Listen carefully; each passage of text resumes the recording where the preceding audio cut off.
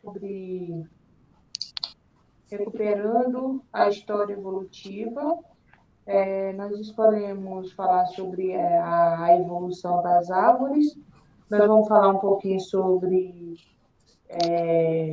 como acontece, né, esse processo, né? Nós vamos primeiro, o grupo é formado pela Maria dos Remédios, o Felipe e o Gerry. Nós escolhemos as aves.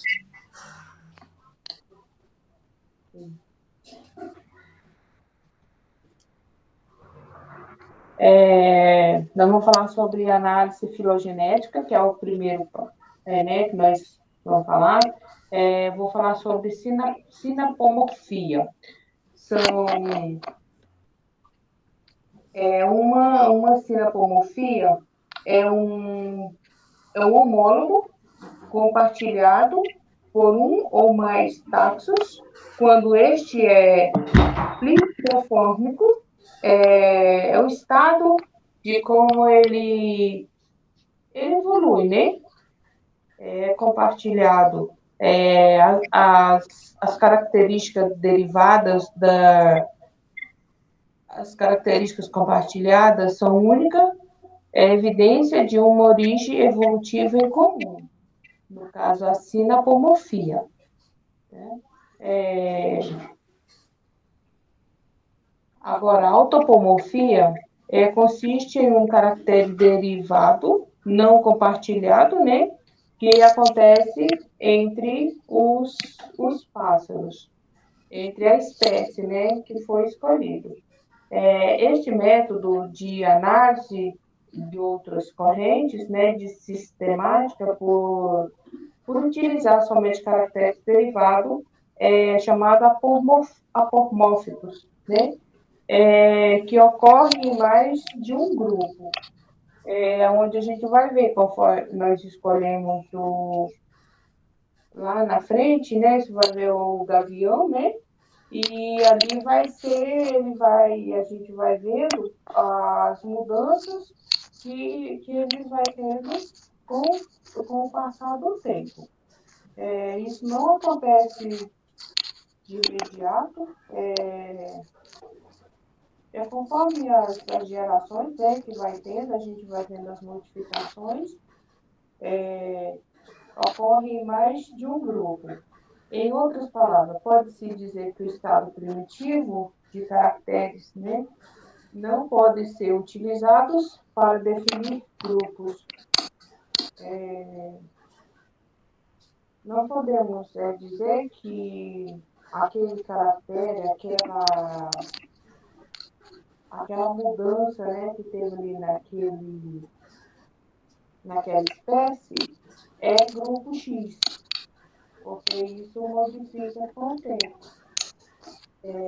Não pode ser utilizada para definir grupos, né? E caracteres derivados que apresentam em apenas um grupo também, que é chamada autapomorfias, né? Nós temos apomórficos, né?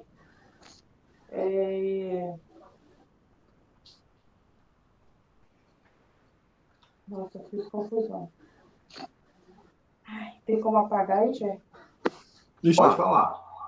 Aí aqui nós já vamos falar sobre a filogenia, né? Que é a história evolutiva, né, da espécie. A filogenia é a história evolutiva de uma espécie ou um grupo de espécies, né? Aqui nós vemos, né, que tem uma espécie e essa espécie vai se dividindo, tá? Essa é a história que vai ser analisada lá no final através de um gráfico, onde vai permitir a compreensão de maneira mais clara sobre o processo evolutivo. Aqui nós temos o Lancetral tetrapoda, né? Que é uma analogia, né? A analogia, né? Muitas vezes não indica ancestralidade comum, né? é um resultado de evolução convergente às características análogas, apesar de serem semelhantes, possuem origens embrionárias distintas. Os braços dos seres humanos e as nadadeiras da baleia são exemplos de homologias, enquanto as asas das árvores e os morcegos são características análogas.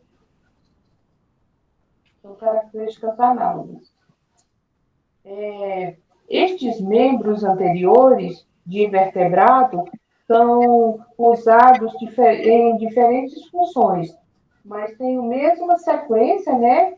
Os mesmos arranjos, a mesma tem a mesma sequência, o mesmo arranjo de ossos, né?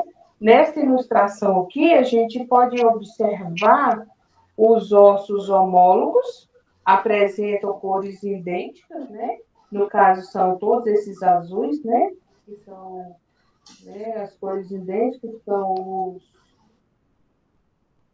as cores. Os ossos homólogos, né, apresentam cores idênticas e estão assinalados no braço humano, né? Aqui, ó, no braço humano, você pode observar, né, que tem essa cor rosa, né? Tem essas cores azul, são cores estão bem diferenciadas.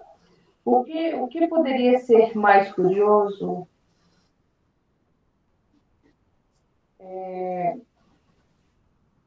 a garra da toupeira mesmo, né? Para escavar, a perna do cavalo e a nadadeira, em uma forma a toinha também, né?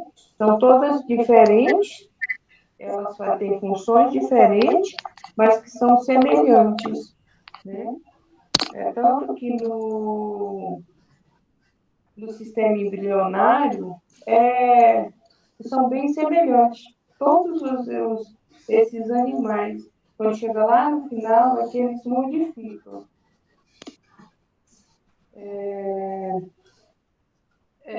No mesmo padrão, é incluído o mesmo tipo de osso, as mesmas posições, né?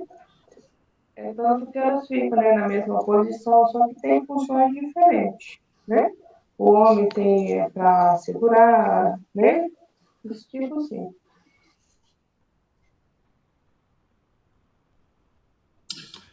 Ok, mano.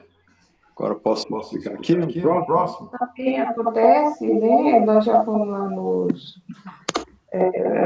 voltando para os pássaros, né? As aves, que isso tem muito. Vai acontecer na mudança deles, vai ser o tipo deles.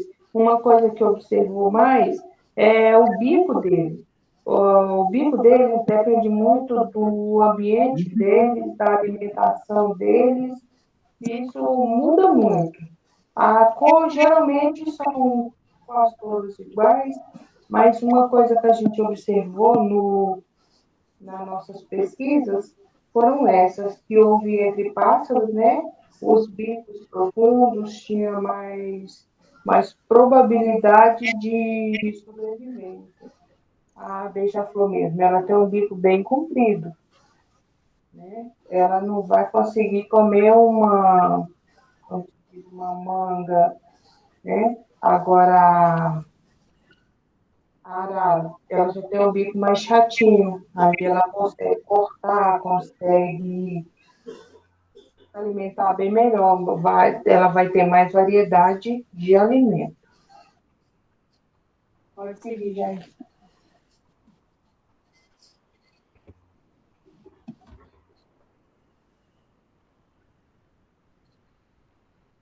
Agora? Sim, pode continuar. Agora, né, vamos falar, mostrar um pouco o cladograma, né, que nós fizemos.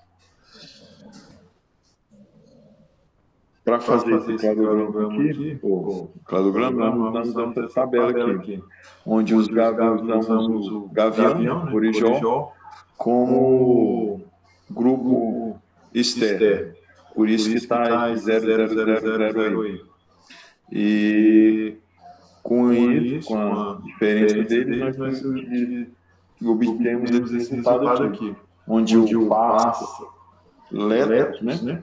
Ele tem essa diferença, começa a mudar um pouco, né? A semelhança foi a 1, a 4, a 6 e a 10, que a 1 é entre os centímetros, né? Que eles são bem menores.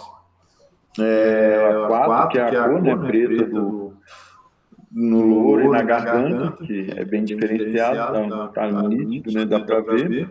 E o 6 e o 10, que é a cor cinzentada clara, branco do rosto, e o peito também e abdômen, que é um pouco diferente. Já passando por pássaro, amendoim, também tem só 4 diferenças que já mudam, né? Que é a 5, a 8 e a 10. A 5 é a cor marrom, que nós percebemos a diferença, e a 8, né, que é o bico, já é todo preto, e já no grupo externo ele é marrom, e a 10 que... Poxa, 10 que não está aqui. A 8 é o bico preto. A 10 não está aqui, nem a 11, que nós colocamos, acrescentamos, mas os grupos esquecemos de colocar. Já no espanhol, né? Nossa. Tem o 13 e o 11, que diferencia já do outro. E quando vai se afastando mais, o pássaro doméstico, que tem o 2, 7 e o 9. Vale ressaltar que o 2 só o pássaro doméstico tem. Igual está aqui no... Desculpa, passei demais. No gráfico aqui que dá para ver. Que é o número 2. Só o pássaro espanhol que tem. E com isso, aqui está a nossa referência, onde nós tiramos, né, para fazer isso, que foi no slide do professor.